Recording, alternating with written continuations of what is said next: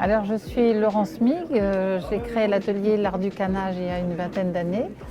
Et le cœur de notre métier, c'est de faire de la restauration de meubles, sur des meubles, voilà, des plateaux simples ou des canages plus élaborés.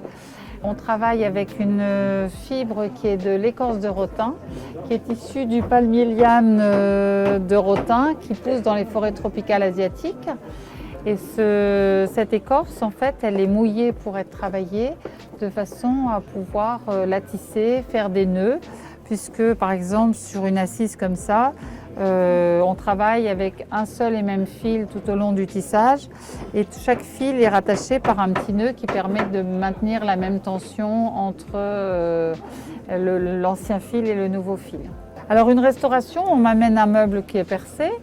Je récupère ce que je peux reprendre ou garder du meuble d'origine. Pourquoi? Parce que j'ai besoin de garder la teinte d'origine du meuble.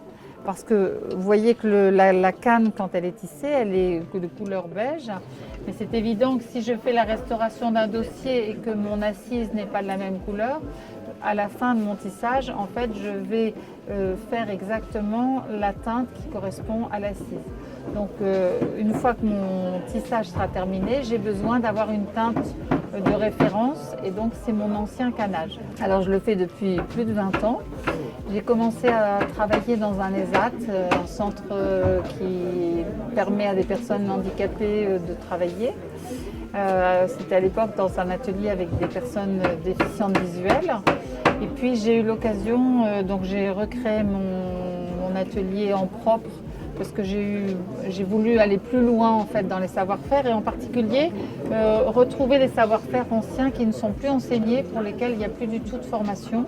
Et puis j'ai eu l'occasion il y a une grosse dizaine d'années de faire une recherche, un master recherche à la Sorbonne en patrimoine et conservation restauration qui m'a permis justement de pouvoir travailler sur l'histoire de ce métier, l'histoire des tissages et retrouver des documents anciens par rapport au métier.